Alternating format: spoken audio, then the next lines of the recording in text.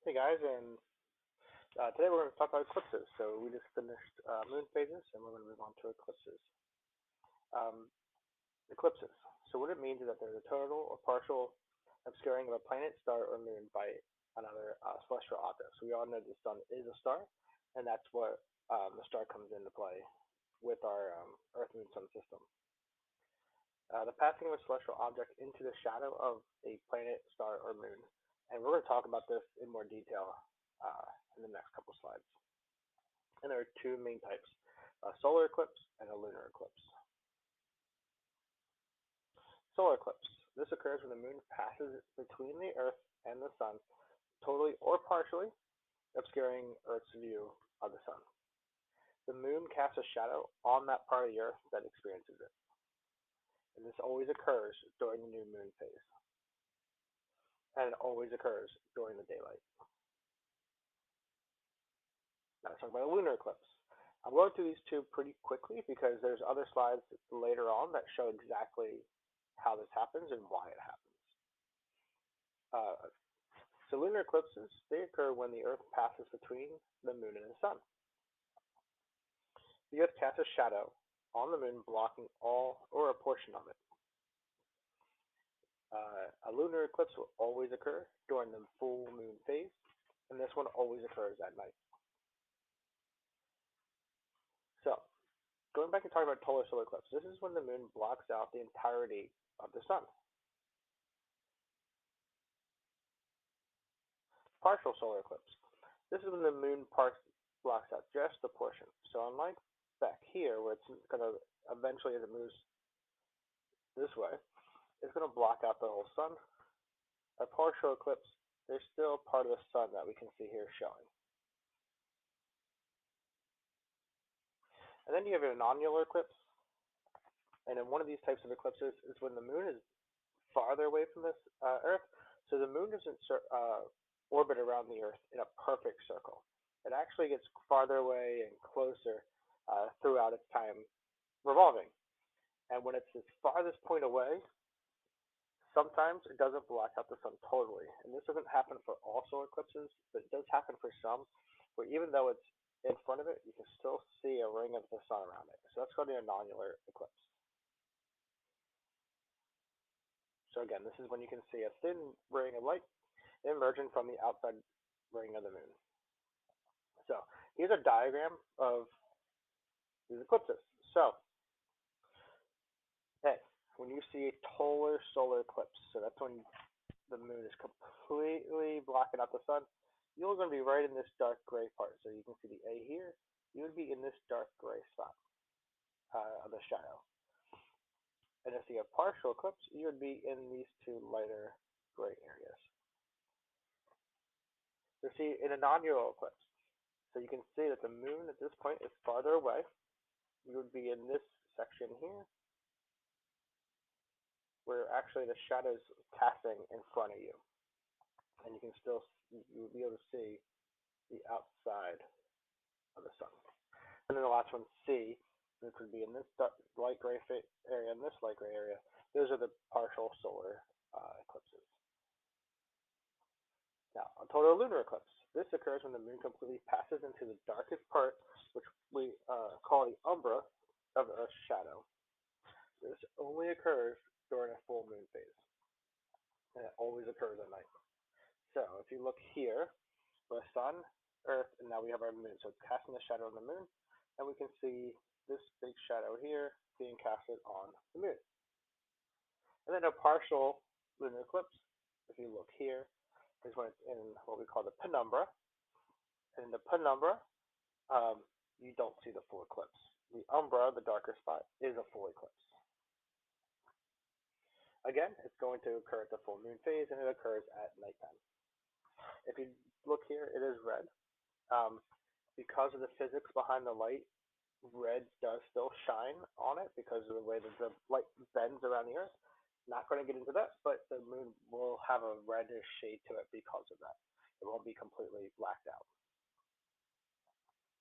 So talking about umbras, I've been saying it the past little bit, but umbra is the darkest part of a shadow.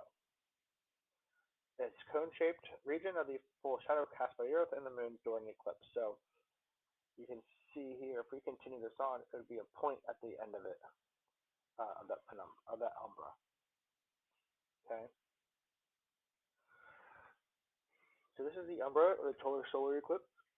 And when the umbra from the Moon's shadow touches the Earth, you have a total solar eclipse. So these lines here represent the light from the sun.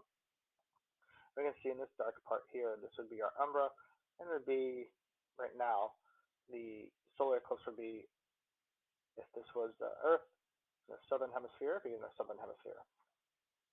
Okay, which is our point C on the diagram. Now talk about lunar eclipses and the umbra. Now the umbra obviously is bigger when it comes to the Earth's shadow because the Earth is bigger than the Moon. So the Earth's shadow gives a bigger umbra and a larger penumbra. If you look here. Now the penumbra. The penumbra is the area or the partial shadow surrounding the total shadow cast by the Earth or Moon. So the penumbra, when the penumbra of the Moon's shadow touches Earth, you have a partial solar eclipse, which is in this one, part B. You can see A is not experiencing any solar eclipse. B is in the penumbra, and C, so which is a partial solar eclipse, and then you have C, which is in the umbra, which is a total lunar eclipse.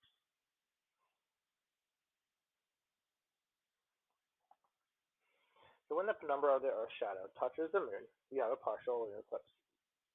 So hopefully you can start recognizing that penumbra is the partial lunar eclipse, and if it's in the umbra, it's a total lunar eclipse. It's the same thing for a solar eclipse. If it's in the penumbra, it's a partial solar.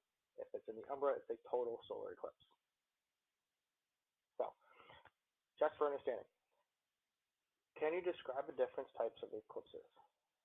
Model the differences between lunar and solar eclipses, and then model umbra and solar eclipses in a lunar and solar eclipse. You're going to do this below in the questions.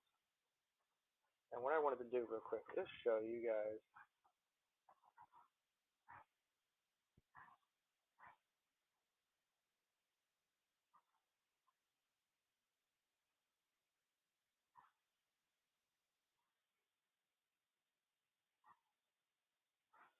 so it just loads. I want to go through and draw the solar and lunar eclipses for you guys.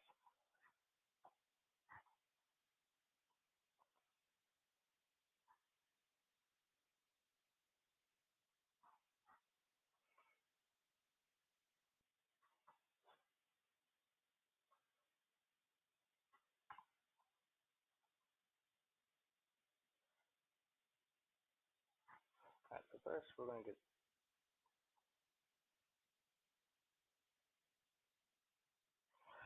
so we need the sun for both of these. And then we have our Earth and our Moon. Okay? And when it's in their state, I'm not going to draw any shadows. I'm not going to draw anything at all. But when you have sun, moon, Earth, that's going to be our solar eclipse.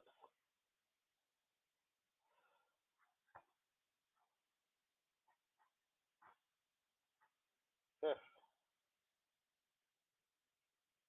we erase these,